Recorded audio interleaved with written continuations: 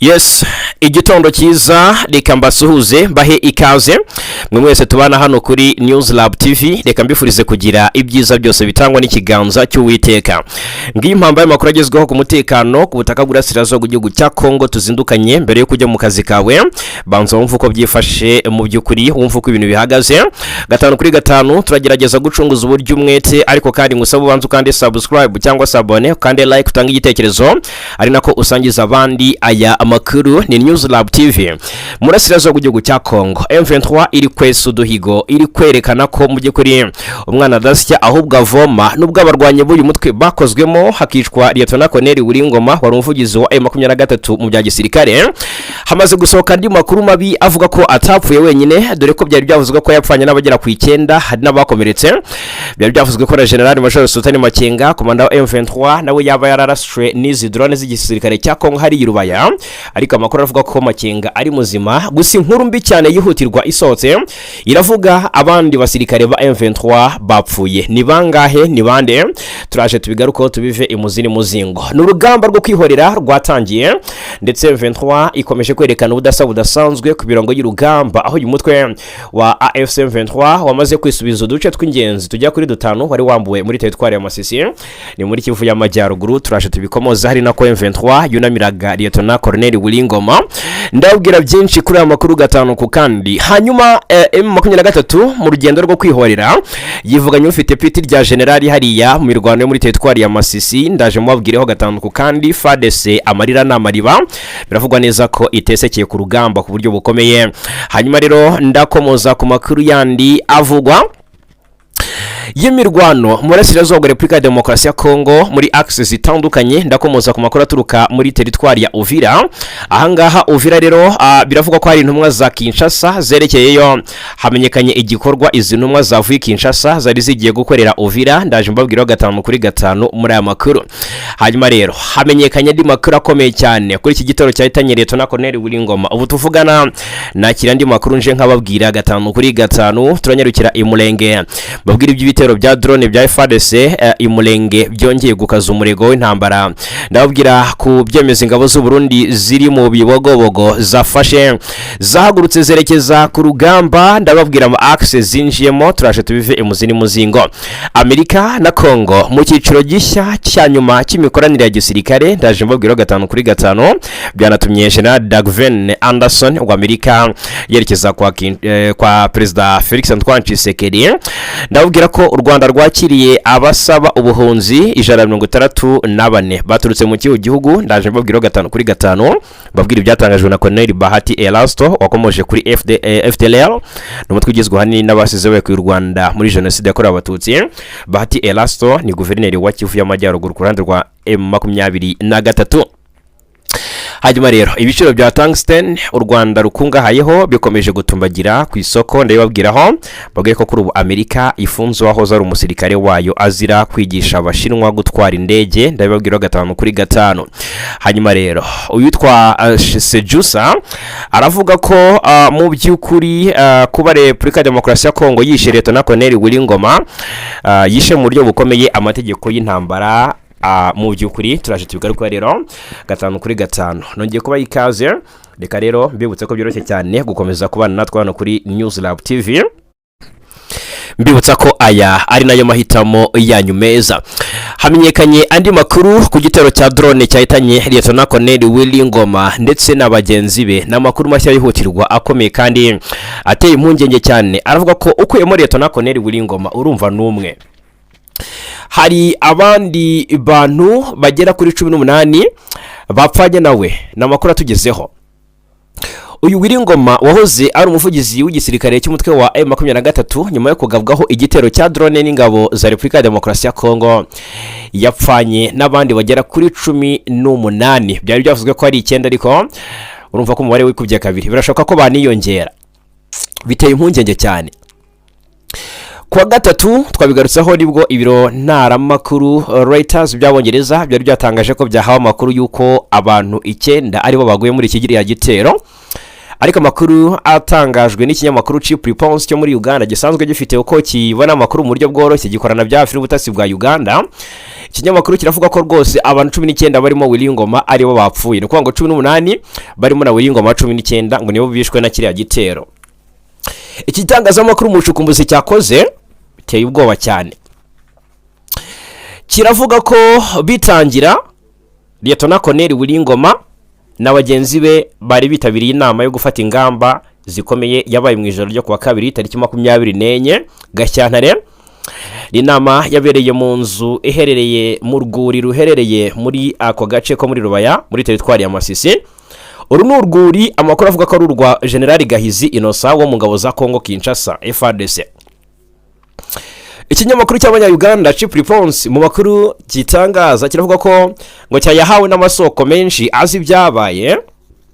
Kiravuga ko Lieutenant Colonel Willy Ngoma n'abayobozi bakuru b'ingabo za Force Armée de la République Démocratique du Congo bari bateraniye muri iyo nzu mu rwego rwo kunganira ku ngamba zo guhangana n'imirwano yarimo gukaza umurego hafi y'umujyi wa Rubaya ukungahaye ku mabuye y'agaciro ya Korotsa. M23 ikavuga iti tugomba kurinda Rubaya, FARDC iti tugomba kuyisubiza, dore ko Kinshasa imaze n'iminsi itangaza ko iyi Rubaya rwose iri ku rutonde rw'ibice igomba kwegurira Leta Zunze Ubumwe za Amerika ku ngurane y'umutekano. Mu bari bitabiriye iyo nama kandi harimo n'umugaba mukuru w'ingabo za AFC M23 ni ARC Armée Révolutionnaire Congolaise General Sultan Makenga. Iyo nama ngo yabaye kugeza mu masaha y'urukerera nyuma y'ibiganiro ndetse no gufata ifunguro, birangira Makenga avuye muri iyo nzu mu masaha ya 8 z'ijoro aherekejwe n'imodoka nke z'abari bamucungiye umutekano. Noneho ngo General Makenga amaze kugenda, Willy Ngoma na bagenzi be ngo bagumye muri iyo nzu bakomeza kuganira. Mu masaha ya 9 z'urukerera rero nibwo nawe yavuye muri iyo nzu yerekeza ahantu hatatangajwe n'iki kinyamakuru. Nuko ngo Chip Response mu mushikumbuzi yakoze yo ntago yigeze ibasha kumenya aho Willy Ngoma yaje kujya, ariko yasohotse atinze. Abasirikare bakuru ba AFC M23 icyakora ubwo bari mu nama ngo ntibari bazi ko hari drone y'ubutasi iri kugenza izenguruka hejuru yabo ikurikirana uko ibintu bimeze, ikurikiranira hafi bikorwa n'ingendo zarimo zibera muri ako gace. Ubwo amakuru akavuga ko rero mu gihe imodoka zari zitwaye Willy Ngoma zari mu muhanda mu ijoro, ngo drone y'intambara yahisire kuri bisasu bikomeye yarasizo modoka nta guhusha rwose yarasaga igomba kurasa. Umwe mu bahaye amakuru Chip Response yavuze ko rwose icyo gitero ngo cyarihuse kandi cyari gifite imbaraga zidasanzwe. Yunzemo ati imodoka zahise zangirika, abantu 19 barimo Lieutenant Colonel Willy Ngoma ndetse n'abari bashinzwe umutekano we bahita basiga ubuzima. Amakuru akavuga ko abapfanye na Willy Ngoma biganjemo abagize umutwe wihariye ushinzwe kurinda abayobozi bakuru ba M23, umutwe w'abakomando b'intarumikwa bafite ubunararibonye ku rugamba bashinzwe gucungira umutekano ubuyobozi bukuru bw'uriya mutwe. Ni Chip Response itangaje amakuru. FARDC ibinyujije ku rubuga rwayo rwa X niyo yigambye kiriya gitero, gusa ubutumwa iza kubusiba nyuma y'umwanya muto. Hari abavuze ko impamvu FARDC yabusibye ari uko mu by'ukuri bidakwiye ko yiyemerera ko iri kurenga ku gahenge. Hari n'abavuze ko ari uko ngo itamwishe, nyaboneka ni mugashinyagure Willy Ngoma, Imana yamukunze kuturusha. Hanyuma iby'urupfu rwa Willy Ngoma nibyo ngibyo yanunamiwe rero na M23 nkuko amakuru abigaragaza. Iri huriro Alliance Fleuve Congo M23 biciye muri Benjamin Mbonimpa usanzwe ari umunyamabanga uhoraho wawo, bunamiye rero ryunamiye Lieutenant Colonel Willy Ngoma. Mbonimpa abinyujije ku rubuga rwe rwa X yahoze ari Twitter yagize ati intwari nizigera zipfa n'abakundwa bacu, wari ofisiye w'intwari ndetse n'umunyarugwiro, tuzakomeza kukuzirikana mu mitima yacu, udusuhurize intwari zacu dukunda n'abafandimwe bacu baraho. Mu rukerera rwo kuwa kabiri nibwo inkuru yabaye kimomo, twabigarutseho turi bamwe mu mbere babatangaje amakuru. Gusa kugeza ubu mu by'ukuri M23 nubwo ivuga ko yacitsemo igikuba ariko ntitangaza ko Wiringoma yitabye Imana. Nuko ngo ntivuga mu mazina ngo twafushije Lieutenant Colonel Wiringoma. Ni Wiringoma uzwiho byinshi Mr Quickly habwira abacancura ati ni musoke mugende ntimuzongere kuzana imikino kuri M23, ntimuzongere kuza guteza imvururu hano ku butaka bw'igihugu cyacu. Murabyibuka cyane mu by'ukuri bafata amafoto n'abasadeke ubwo M23 yabaherekezaga ngo batahe baciye mu Rwanda. Numwe mu bagiye bagaragara cyane mu berekana amateka M23 yabaga yafatiye ku rugamba mu bice bigiye bitandukanye bya Kivu y'Amajyaruguru ndetse na Kivu y'Amajyepfo. Numwe mu bakomeje kugenda bavuga ko ingoma ya Tshisekedi ari ingoma y'ibigoryi kandi ko mu by'ukuri byikora bizayigaruka. Ni Wiringoma rero mu by'ukuri wari intwari bakunda ndetse banatinya. Ni Wiringoma yari umuvugizi, yarafite ipeti rya Lieutenant Colonel, yavugiraga M23 bya gisirikare. Muri aka kanya rero muri M23 nubwo urugamba rukomeje ariko mu by'ukuri rukomeje habuze umwe mu b'ingenzi ariwe Lieutenant Colonel Wiringoma. Ntabwo aratangazwa niba yahita simbuzwa ndetse no wamusimbura. Tuzakomeza kugira dukurikirana uko bizagenda, ese kumushyingura ni ryari, umuhango kumushyingura ni ryari, hanyuma kumusimbuza ni ryari, byose tuzagenda tubibabwira 5 kuri 5. Hanyuma ubwo twakwihanganisha n'umuryango we. Hanyuma tukivuga ku rupfu rwa Wiringoma, uwitwa David Sejusa ni General retired General David Sejusa Tinyefuza, uyu wahoze mu ngabo za Uganda, yagarutse ku rupfu rwa Wiringoma agaragaza ko iki gikorwa Repubulika Demokarasi ya Kongo yakoze cyo kwica Lieutenant Colonel Wiringoma wa M23 ngo kigize kwica mu buryo bukomeye amategeko y'intambara. Ngo bigize kwica amategeko y'intambara mu buryo bukomeye. Iki gitero cyabaye bundi mu gihe ku ya 18 Gashyantare Kinshasa na M23 bakabaye baratangiye kubahiriza agahenge kifujwe na President Joao Lourenço wa Angola, ndetse mwumve ko Angola nayo rwose yagize gutya kigira inkunguzi kuri iyo tariki yasabwaga agahenge, niyo tariki ivuga ko yohereje ingabo zo kurwanya M23. M23 imaze igihe ishinja leta ya Kinshasa kubikomeje kwica amasezerano yo gutanga agahenge bagiye bumvikana, arimo n'ay'impande zombi zagezeho mu biganiro bya Doha bizihuza. Ubwo rero General David Sejusa abinyujije ku rubuga rwa X yasobanuye ko bitemewe kwica cyangwa se gufata mpiri abasirikare bo muhanganye mu gihe cy'agahenge. Ati amategeko y'intambara abuza mu buryo bweruye ibikorwa by'ubugizi bwa nabi mu gihe cy'agahenge. Ibyo birimo kwica, kugaba ibitero cyangwa se gufata abasirikare b'umwanzi. Ati amategeko anagena kandi ko kutaryarya ari inkingi ya mwamba y'agahenge. Uyu Sejusa avuga ko kuba leta ya Kinshasa iherutse kwica Wiringoma nabo bari kumwe yakoze amakosa akomeye, ndetse ati ibyo Kongo n'abashyigikiye bakoze bifatwa nko kwica mu buryo bukomeye ndetse no kurenga ku mategeko mpuzamahanga agenga intambara. Kubw'iyo mpamvu rero kwica mu by'ukuri kwabo bakomanda ati ntikwafatwa nko kwica mu mirwano isanzwe, ahubwo ni igikorwa cyo kwica umuntu byateguwe. David Sejusa avuga ko M23 nyuma yo kwicirwa abantu kuri ubu yemerewe guhita yihimura hatitaye ku masezerano y'agahenge. Avuga ko ubu M23 yakabaye itangira gukora udutendo. Anavuga ko kandi uyu mutwe ubu wemerewe gukaza intambara biciye mu kwigarurira uturere twose no gukora ubukangurambaga bwuzuye bw'intambara. Avuga kandi ko nyuma y'urupfu rwa Wiringoma M23 nk'uruhande rwahohotewe igomba gukurikirana mu nkiko abarugizemo uruhare bakaryozwa ibyaha by'intambara hashingiye ku mategeko agenga intambara. Nibyo ngibyo David Sejusa uyu mugande wahoze mu gisirikare cya Uganda ku ipeti rya General yatangaje ku rupfu rwa Wiringoma. FARDC yo nuko bibona irabona ko yarenze ku mategeko y'intambara. Hanyuma M23 mu rugendo rwo kwihimura yinjiye mu rugamba ndetse ihita yigarura uduce tugera kuri 5. Mwabana umwe ndaje mbabwira muri utwo duce yafataga yishaga abatagira ingano mu bazalendo n'aba FDLR. Mwumve ko FARDC yatakaje umwe mu general bakomeye udafite izina rizwi cyane. Uyu ni General Machano Tabangeshe, uyu byamaze kuba confirmed yishwe na M23. Uyu General Machano Tabangeshe yahoze mu mutwe wa Raia Motomboki mbere yo kwinjira muri FARDC muri 2020. Birago ko yaguye mu Rwanda rero nubwo nta tangazo rirasohoka ryemeza ayo makuru ryatanzwe n'inzego za gisirikare za leta.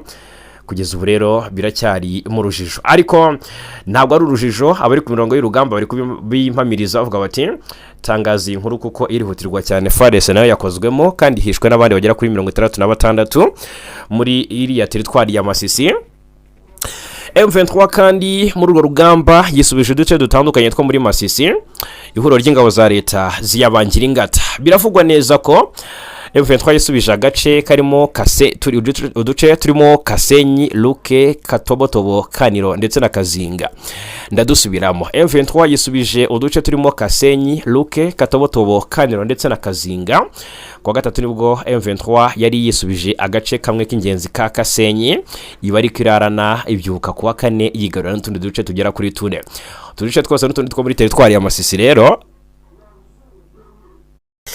twari twigaruriwe na FARDC n'abayifasha ku rugamba. Ni mu ntumbero yo kwisubiza agace gakungaye cyane ku mabuye y'agaciro ka Rubaya. Leta ya Kinshasa iherutse guha Leta Zunze Ubumwe za Amerika ibirombe bicukurwamo korota byo muri Rubaya kugira ngo zijye ziyacukura.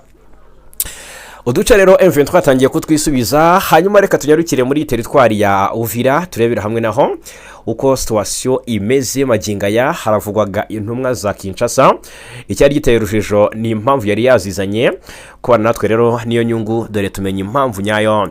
Hamenyekanye igikorwa izo ntumwa zari zivuye Kinshasa zari zigiye gukorera hariya mu mujyi wa Uvira, ni muri Kivu y'Amajyepfo. Ni Uvira igenzurwa na FARDC n'abafatanyabikorwa bayo barimo Abarundi, FDLR na Wazalendo, utabagiwe n'abacancuro. Bikavugwa neza ko mu gikuri kandi ingabo za Angola nazo zamaze gusesekarayo, harimo n'igipolisi cya Repubulika Demokarasi ya Kongo. Ni Uvira kandi magingaya bivugwa neza ko FARDC ishaka kurinda mu buryo budasanzwe ku buryo M23 itakongera kwisubiza uyu mujyi. Izi ntumwa rero zari ziyobowe na Minisitiri w'Intebe wungirije ushinzwe umutekano n'imibereho y'abaturage Jacques Menishabani, wari kumwe na Minisitiri Floribert Anzuruni ndetse na Minisitiri wa Leta ushinzwe imibereho myiza n'ibikorwa by'ubutabazi Eve Bazayiba. Bitabiriye uyu muhango w'ikimenyetso cyo kongera gutangiza urwego rw'ingenzi rw'ubuhahirane nyuma y'amezi menshi umupaka ufunze bitewe n'imirwano hagati y'ingabo za Leta na M23 hano muri Uvira no mu nkengero zayo. Nubwo umuhango nyirizina wabaye ku itariki 25, ibikorwa byo kwambuka umupaka byari byatangiye kuva tariki 23 Gashyantare. Gufungura uyu mupaka rero bifite agaciro kanini mu bukungu bw'akarere ka Kivu y'Amajyepfo no ku ruhande rw'u Burundi, cyane cyane ku bijyanye n'ubucuruzi bwambukiranya imipaka, ubwikorezi bw'ibicuruzwa n'inyungu z'abaturage batunzwe n'ubuhahirane bwo ku mipaka. Bakigera Uvira, abagize izi ntumwa bahawe raporo ku miterere y'umutekano mu nama yabereye ku biro by'ubuyobozi. Ni ku biro by'umuyobozi w'intara Kivu y'Amajyepfo ku ruhande rwa guverinoma Kinshasa ni Jean-Jacques Perusi. Murabizi ko ku ruhande rwa M23 guverineri wa Kivu y'Amajyepfo ari Busubwangwi Patrick. Hanyuma Minisitiri w'Intebe wungirije Jacques Menishabani yagaragaje ko uruzinduko ruri mu murongo wa gahunda yo gukurikirana ishyirwa mu bikorwa ry'ingamba zigamije kugarura no gushimangira ububasha bwa Leta mu bice byari byarazahajwe n'imirwano. Yashimangiye ko nyuma yo kwikura kwa M23 muri Uvira hakomeje ibikorwa byo gusubizaho inzego za Leta no kugarura serivisi zibanze ku baturage. Hanyuma gusa nubwo hafashwe ingamba zitandukanye, umutekano uracyafatwa nk'utifashe neza mu buryo buhamye, ari nayo mpamvu uruzinduko rutamaze umwanya munini. Iyi ntambwe kandi yo kongera gufungura umupaka ibaye nyuma y'uruzinduko rwakozwe n'umuyobozi wa komisiyo y'umuryango w'ubumwe bw'Uburayi ushinzwe igenamigambi no gucunga ibibazo n'uburinganire, Haja Lahbib, wagiriye uruzinduko mu karere k'ibyaga bigari.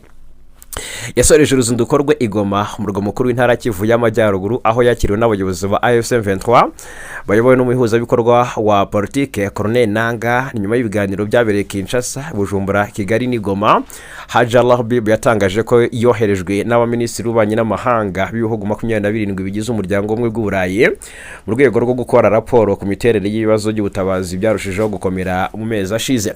Yibukije ko ibibazo by'ubutabazi mu burasirazuba bwa Kongo bikomeje kuba bikomeye cyane, asaba impande zose zirebwa n'amakimbirane kubahiriza byimazeyo amategeko mpuzamahanga arengera abasivile mu bihe by'intambara.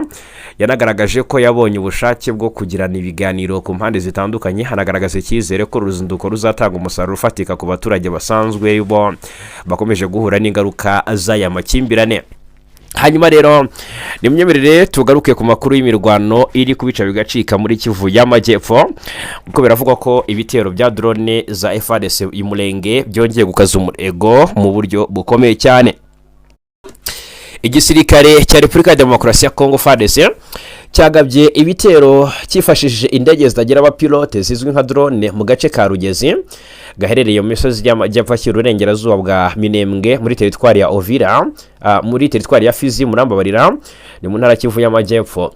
Hanyuma bikavugwa neza ko n'amakuru aturuka mu gace ka muri bino bice byo muri Fizi avuga ko ibyo bitero byagabwe ku manywa yo kuri wa kane, mu gihe muri aka karere hamaze iminsi hagabwa ibitero n'ubundi ingabo za leta zibigaba ku baturage yaba hasi ku butaka yaba byifashishijwe indege. Hanyuma rero ubuyobozi bwo muri ako gace ntiburagira icyo butangaza ku byangiritse. Icyakora amakuru y'ibanze atangwa n'abaturage bo muri Rugezi aragaragaza ko ibisasu byatewe byangije imirima n'inzuri, ibintu byateje impungenge ku mibereho y'abaturage batuye hano i Rugezi. Turacyakomeje gukurikirana ngo tumenye ibyangijwe n'ibi bitero, turaza kubabwira mu makuru yacu ari imbere. Icyo nabwira nuko ibi bitero bibaye mu gihe mu minsi yashize hari havugwaga ituze, nubwo mu by'ukuri abaturage batari bize neza ko riza kuramba, ariko buri ruhande ruryamiye amajanja rwiteguye kutungura urundi ngo rugabeho ibitero. Amakuru aturuka kandi muri axe za Bibogobogo, biravugwa ko ingabo z'u Burundi zongeye kwiyambambaranya zinjira ku mirongo y'urugamba. N'amakuru mashya aturuka muri aka gace kari mu teritwari ya Fizi, avuga ko abasirikare b'u Burundi FDNB bari baherereye muri ako gace bavuyeyo mu rukera rwo kuri uyu wa kane, ngo bagiye berekeza mu Minembwe ahavugwa n'ubundi mirwano ikomeye imaze iminsi habera. Abaturage bo mu Bibogobogo nibo baganiriye n'imboni yacu barabihamya, bavuga ko rwose babyutse basanga abasirikare batakiri mu birindiro byabo. Nyuma haza kumenyekana ko berekeje mu Minembwe, aho bivugwa ko bagiye gutanga umusada mu ngabo cyangwa se ku ngabo zihanganye na MRDP twirwaneho ndetse na M23. Umwe mu batuye Bibogobogo yagize ati twabyutse dusanga abasirikare b'u Burundi bose batakiri hano, nyuma twaje kumenya ko berekeje mu Minembwe gutabara abagenzi babo ku rugamba mu mugambi wo gufata ako gace. Minembwe imaze iminsi ivugwamo imirwano ihuza ingabo za leta ya Kongo n'abambari bazo barimo FDLR, Wazalendo, FDNB, abacancuro n'ingabo za Angola. Imitwe ya gisirikare ya Wazalendo bahanganye bikomeye na twirwaneho ifatanyije na M23. Bikavuga ko rero iri huriro rirwanira kurengera abaturage b'abanyamurenge batuye muri ako gace, ubwo navuga ihuriro AFC M23 na twirwaneho. Imirwano yakomeje kugaragara cyane mu duce twa Karingi, Bidegu na Kalongi, Gakenge ndetse na Lundu, aho abaturage bo mu by'ukuri bavuga ko bagabwaho ibitero byibasira imihana yabo bigateza impungenge z'umutekano muke n'ihunga ry'abasivile. Kuwa kabiri tariki 24 Gashyantare, amakuru aturuka mu Minembwe yemeza ko twirwaneho na M23 byatabaye mu bice byari byagabweho ibitero bihangana n'ingabo za leta nyuma y'imirwano ikomeye. Ayo makuru akavuga ko byashoboye gusubiza inyuma izo ngabo. Kugeza ubu rero amakuru ava mu nzego zitandukanye zaho imirwano ibera avuga ko twirwaneho na M23 ari byo bigenzura uduce twa Bidego, Rundu, Karingi ndetse n'utundi duce turimo Mukoko ndetse na Nyaruhinga n'Iminembwe.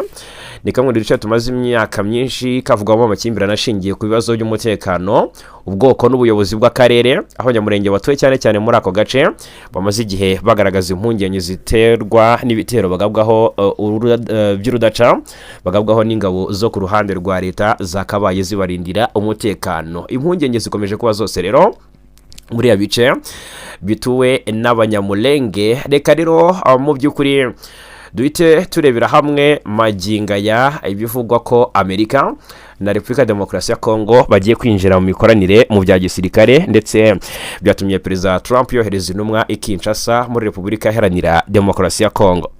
Bikavugwa ko mbere yuko nyuma yuko Tshisekedi ubwo yari i Paris mu gihugu cy'Ubufaransa, aho yaganirira Perezida Macron ku bijyanye n'umutekano mu karere, ndetse ni ibiganiro byibanze ku kunegura u Rwanda no kurushinja ibindi byaha bitandukanye. Perezida Tshisekedi rero ikubaga hagomba kugaruka i Kinshasa kwakira no kugirana ibiganiro na General witwa ngo ni Dagvin Anderson, n'umugaba mukuru w'ingabo za Leta Zunze Ubumwe za Amerika zikorera ku mugabane wa Afurika zizwi nka United States African Command cyangwa se AFRICOM. ibiganiro biteganijwe mu gihe umutekano ukomeje kuzamba mu burasirazuba bwa Kongo, aho imirwano ikomeye ihanganishije impande zihanganye ikomeje na magingaya muri Kivu y'Amajyaruguru ndetse na Kivu y'Amajyepfo. Amakuru aturuka i Kinshasa agaragaza ko ibiganiro hagati y'impande zombi byibanda ku gushimangira ubufatanye bwa gisirikare hagati ya Kongo na Leta Zunze Ubumwe za Amerika.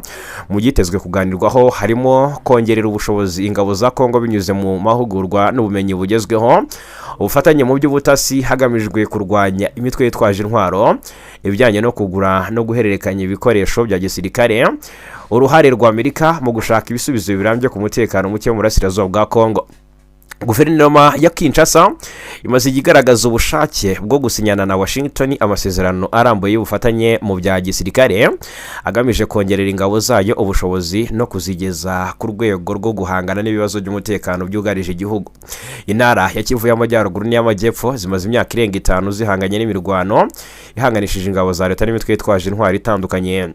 Iyi mirwano yakomeje guteza ibibazo by'ubusahuzi ndetse n'ubuhunzi, ihungabanya ubukungu bw'akarere ndetse inashyira mu kaga umutekano w'ibihugu bihana imbibi na Repubulika ya Demokarasi ya Kongo. Ubuyobozi bwa Tshisekedi bwagiye bushyira imbere inzira zitandukanye zirimo diplomasi n'ubufatanye mpuzamahanga mu rwego rwo kugarura amahoro arambye.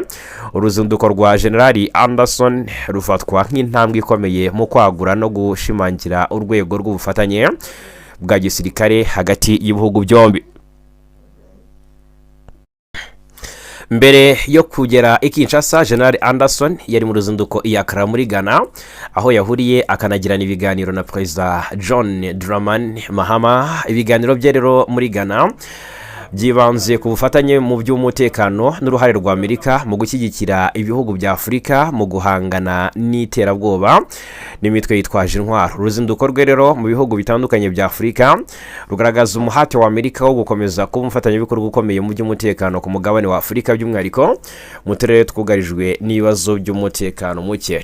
Byemezwa ko rero niba ibiganiro hagati ya Perezida Tshisekedi na General Anderson bizavamo amasezerano afatika, bishobora guhindura isura y'imikoranire ya gisirikare hagati ya Kongo na Amerika ndetse bikagira uruhare mu kugabanya umutekano muke umaze igihe ubica bigacika mu burasirazuba bwa Repubulika Iharanira Demokarasi ya Kongo. Mu yandi makuru rero, yitwa Bahati Musanga Erasto, ni guverineri wa Kivu y'Amajyaruguru ku ruhande rwa M23. Rero ahangaha ni guverineri w'intara Kivu y'Amajyaruguru washyizweho n'ihuriro AFC M23 rwanya ubutegetsi bwa Kinshasa. Colonel Bahati Musanga Erasto yasabye abaturage kwitandukanya n'umutwe w'iterabwoba wa FDLR, abamenyesha ko abawushinze bamenye amaraso y'inzirakarengane mu Rwanda. Ubutumwa yabuhaye abatuye muri Sheferi ya Bwisha, ni muri groupement ya Binza muri territoire ya Rucuru, ni hafi y'umupaka wa Uganda, ubwo yabasuraga aherekejwe n'abandi bayobozi bo ku rwego rwa diplomasi n'urw'umutekano. Bahati Erasto ati bariho umuvumo w'Imana ntibazabasha no kugera ku nzozi zabo zo gutaha bagafata igihugu baturutsemo. Ati bariho umuvumo w'Imana ntibazabasha no kugera ku nzozi zabo zo gutaha bagafata igihugu baturutsemo, kuko bakivuyemo bamenye amaraso y'inzirakarengane, bageze na hano bakomeza kuyamena, nibyo biri kubakurikirana. Ubu buri rero ati ubu bariho amaraso afite urubanza, turabizi neza ko bakiri mu mashyamba kandi ntituzahwema kubarwanya kugeza tubatsinze. Guverineri Bahati yavuze ko abagize FDLR ari ibisambo by'indambi byirirwa bishuka abaturage, bikabambura, bigasambanya abagore n'abakobwa ku gahato. Ati ari amabandi ntazigera agira igihugu nk'uko tugifite uko. Icyo bashoboye ni ukujya batega ibico imodoka bagasahura abazirimo bakabica, ari nawo muvumo ubariho. Yagaragaje ko abarwanyi ba FDLR baramutse badashyigikiwe na bamwe mu baturage babajyanira ibyo kurya mu mashyamba bayivanamo, ngo bakishyikiriza mu by'ukuri AFC M23 ikabashyikiriza u Rwanda. Muri Werurwe 2024 AFC M23 yafashe agace ka Nyamirima kari hafi y'umupaka wa Uganda nyuma yo gufata agace kitwa ngo ni Katwiguru, yahoze ari indiri y'abarwanyi ba FDLR. Yanahozemo ibirindiro by'uwitwa General Dani bari barahashyize bariyeri bambura abaturage. FDLR ni umutwe washinzwe n'abagize uruhare muri jenoside yakorewe abatutsi muri 1994 barimo interahamwe ingabo zatsinzwe ex-FAR bahoze mu butegetsi bwa Habyarimana Juvenal biganjemo abahungiye mu burasirazuba bwa Zaire yahindutse Repubulika ya Demokarasi ya Kongo. Kuva aba bantu bahunga bahora barota gusubira mu Rwanda binyuze mu ntambara bagakuraho ubutegetsi bagerageje kenshi gutera iki gihugu baturutse mu mashyamba yo muri Kongo ntibyabahira, ariko n'ubu ntibarava kwizima. Bahati Erasto rero aganiriza abatuye hariya mu bice bya Rucuru muri groupement ya Binza yabwiye ati nyaboneka muramutse muretse gukomeza gushyigikira FDLR, ati mukareka gushyigikira FDLR no kuyiba hafi kuyigemurira ibyo kurya, abarwanyi bakwicwa n'inzara bakishyikiriza M23 hanyuma M23 ikabashyikiriza u Rwanda. N'ubutumwa rero yageneye abatuye i Rucuru ni muri Kivu y'Amajyaruguru. Nibiba ngombwa tuzagaruka ku mateka ya FDLR mu makuru yacu ari imbere. Hanyuma reka babwire ko kuri ubu mu yandi makuru twagarukaho, reka mbabwire ko Amerika ifunze uwahoze ari umwe mu bakomeye ariko wagize utya akora ikosa rikomeye. Iyi ni inkuru igaragaza ko hagati ya Amerika n'Ubushinwa ibintu bikomeje kuzamba cyangwa se umubano hagati y'ibihugu byombi utifashe neza, kuko bigeze naho rwose Amerika yagize icyo ifunga uwahoze ari umusirikare wayo yazize kwigisha Abashinwa gutwara indege z'intambara. N'uwahoze ari umusirikare w'ingabo za Leta Zunze Ubumwe za Amerika zo mu kirere akaba n'umupilote yitwa Gerald Eddie Brown Jr.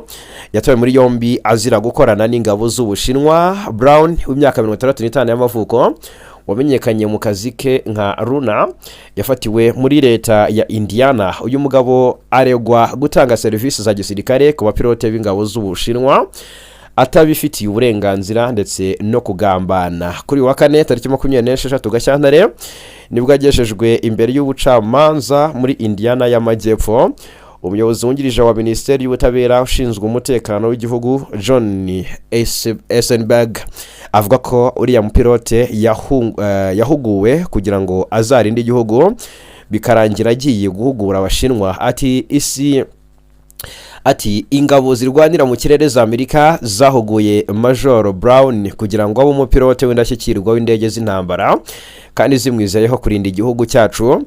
Ubu araregwa guhugura abapilote b'ingabo z'Ubushinwa. Yakomeje asobanura ko iyo Umunyamerika yaba umusirikare cyangwa umusivile iyo Amerika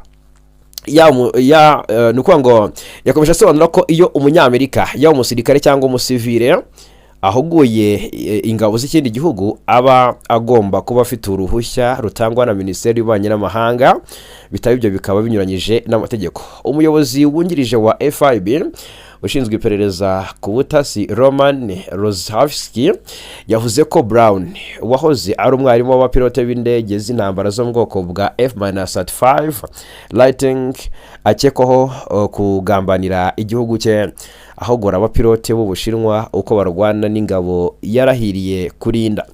Yongeyeho ko guverinoma y'Ubushinwa ikomeje gushaka ubumenyi bw'abari ndetse n'abahoze mu ngabo za Amerika kugira ngo iteze imbere ubushobozi bwa gisirikare bw'ingabo zayo.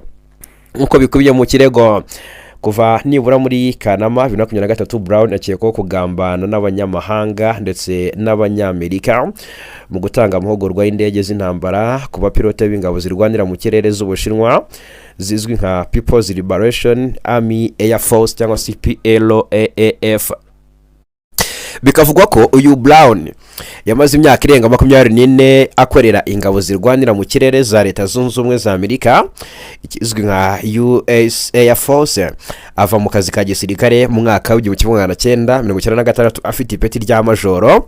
Mu gihe cy'akazi ke ka gisirikare yayoboye inzego zikomeye zari zifite inshingano ku buryo bwo gutwara no gukoresha intwaro za nucleaire, ayobora ubutumwa bw'intambara ndetse umwarimu w'abapilote batwaye ubwoko butandukanye bw'indege z'intambara zirimo F-4 Phantom, F-15 Eagle, F-16 16 Fighting Falcon ndetse na A-10 Thunderbolt izwi nka Warthog. Ngaye nguko rero reka mbashimire cyane ko natwe kutwihanganira mu burwayi tukabana kuva ku munota wa mbere kugera ku hanyuma. Bashimire cyane kandi mbaziri mbararikira ko bana natwe